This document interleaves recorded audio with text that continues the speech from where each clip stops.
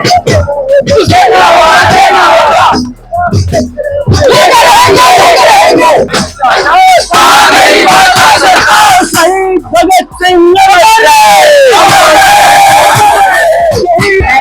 कहाँ से आए हो? मैं उड़ीसा से आया हूँ। उड़ीसा से आए हो? हाँ। किस चीज के लिए आप यहाँ आए हो? देखिए, एजुकेशन सिस्टम पूरा करप्ट हो चुका है। कम से कम 5 साल से ऊपर में 70 बार से ऊपर पेपर लीक हो चुका है। लेकिन जो भी मंत्री मोदी का मान रहा है, धर्मेंद्र प्रधान इसी को जब पेट्रोलियम मिनिस्टर था उस टाइम करप्शन क्या था, उस टाइम उसको निकाला गया, फिर भी उसको प्रमोशन देकर मोदी वहाँ का हम लोग को जो एरिया है संबलपुर एरिया में उसको एमपी बनाया हुआ कैंडिडेट दिया और वहाँ पैसा ज्यादा फेंक कर गरीब लोगों को बांट कर जो वहाँ पैसा जीत गया। लेकिन वहाँ उसका मकसद था जो वेस्टर्न उड़ीसा का कोल माइनिंग एरिया है उसको कैप्चर करने के लिए। वहाँ ज्यादा हम लोग का, मैं जो डिस्ट्रिक्ट से आता हूँ, मेरा झारसुगुड़ा डिस्ट्रिक्ट है, वो झारसुगुड़ा डिस्ट्रिक्ट में ऑल इंडिया में जितना बड़ा कंपनी है, वेदांत भूषण, आदित्य बिरला, JSW से लेकर सब बड़ा बड़ा कंपनी वहीं पे है। लेकिन वो सबको कैप्चर करने के लिए वो वहीं पे कैंडिडेट खड़ा हुआ। वो कोस्टल एरिया का आदमी है, कोस्टल उड़ीसा का, मैं वेस्टर्न उड़ीसा का लड़का हूँ। लेकिन ये करप्ट होकर भी उसको प्रमोशन दे रहे हैं। अगर ऐसे तरह देश चलता रहेगा तो करप्शन आदमी फेंकते जाएंगे तो देश को खोखला कर खा जाएंगे। बात हुई है, देश अगर खोखला कर ये लोग खा जाएंगे तो बचेगा क्या देश में?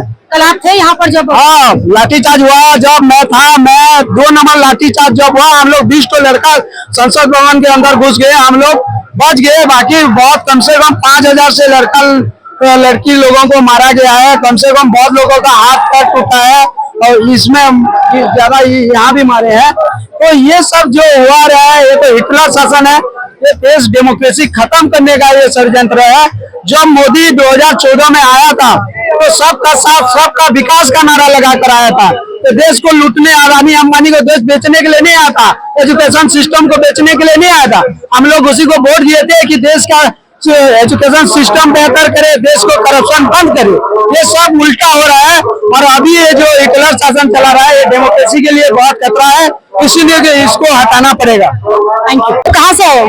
हम बिहार से आए हैं। आप बिहार से खास तौर पे इस प्रोटेस्ट के लिए आए, धरने के लिए आए हो? हाँ जी। कब आए आप? कल ही आए थे। आप किसको सपोर्ट करने के लिए आए? जो यहाँ बैठे हैं बच्चे जो मरे हैं उनके लिए आए हैं। खास कारण कोई? बच्चे जो इतना मरे हैं खास उसी के लिए आए हैं। ये मोदी सुन क्यों नहीं रहे हैं? मोदी कर क्या रहे हैं? मोदी रेल बेच के खा ही गया, देश बेच के खा ही गया, बच्चे को खा गया। आप जो बच्चे बचे हुए जो सच बोल रहे हैं उनको खाने के लिए तैयार हुए हैं मोदी। क्या कर रहे हैं मोदी? सुन क्यों नहीं रहे मोदी? बहरा तो है नहीं। इतने बच्चे कल्पना लात खाए हैं। छोटे छोटे बच्चे क्या बिगाड़ लिया था? कल आप थे जब समर्थन थे, छोटे छोटे बच्चे क्या बिगाड़ लिए थे? 10 साल 11 साल के बच्चे क्या ले लिए थे मोदी को? जो मोदी उस तरह से लात से कुछ रहा है, उसका तो बाल बच्चा है नहीं, तकलीफ जानेगा कैसा? तो आपने कल क्या क्या देखा? कल यहाँ पर क्या क्या हुआ? कल क्या क्या हुआ यहाँ पर? कल बहुत बुरा हाल हुआ जो नहीं होना चाहिए। हम लोग यही सोच के आए थे कि कोई हम लोग शांतिपूर्वक निकाल रहे हैं, आराम से छोटे छोटे बच्चे को लेके आए थे। लेकिन यहाँ तो मोदी का तानाशाही चल रहे थे। मोदी सबको ठीक है मारे, लास्ट से कुछ ये बताइए पुलिस वाले के क्या लगा रहता है ना? पुलिस वाले क्यों नहीं आया? ऐसे क्यों आया बिना ड्रेस के? वो तो चोर के भेजे थे, हैं? चोर के भेजे था जो मारो कुछ लो। पुलिस तो जब जब डरते हैं CBI का, पुलिस वाले को आगे कर देते हैं, अपने पीछे हो जाते हैं। कुर्सी छोड़ने में इनका क्या फेविकॉल लग गया कुर्सी में, चिपक गया कुर्सी में। इस्तीफाई तो मांग रहे हैं और क्या मांग रहे बच्चे? हैं? उसमें मर रहा मोदी, क्यों नहीं दे रहे इस्तीफा? कल इतना कुछ हुआ यहाँ पर, इतनी बर्बरता, उसके बाद भी आप आइए आज? आना है।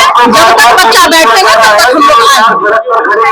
जब तक बच्चा यहाँ बैठे रहेंगे, जब तक इस्तीफा देंगे नहीं तब तक हम लोग आते रहेंगे। आप कहाँ से आए हो? मैं सरिता बिहार से, दिल्ली से ही हूँ मैं।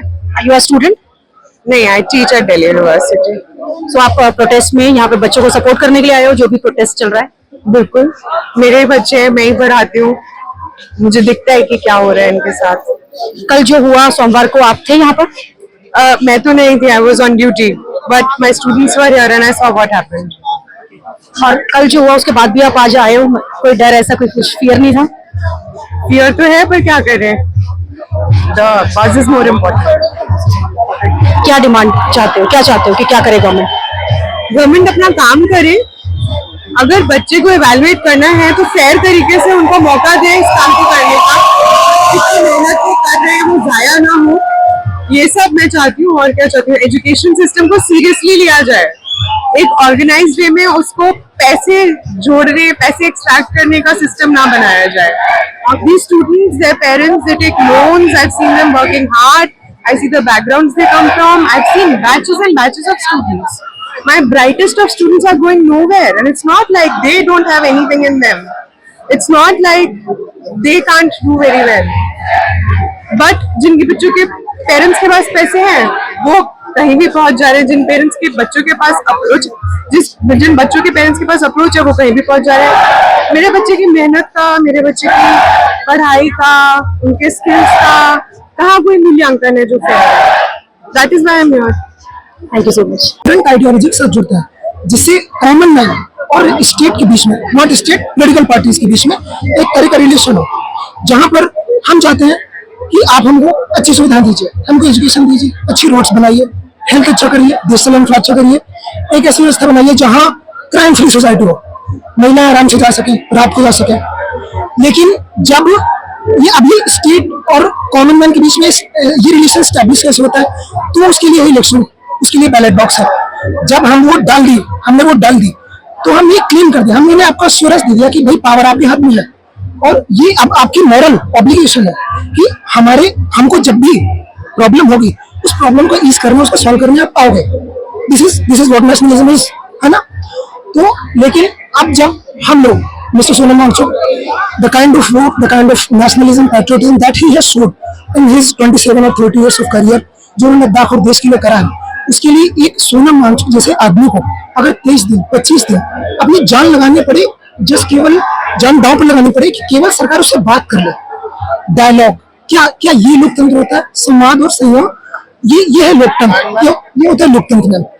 तो जब हम लोग यहाँ आए, लाखों की संख्या में, बहुत ज्यादा भीड़ थी, कल बहुत ज्यादा भीड़ थी, लेकिन हम गांधी को पढ़ने वाले हैं, हम भगत सिंह को पढ़ने वाले हैं, और क्रांति हुड़दंगा नहीं होती है, ये विचारों से आती है।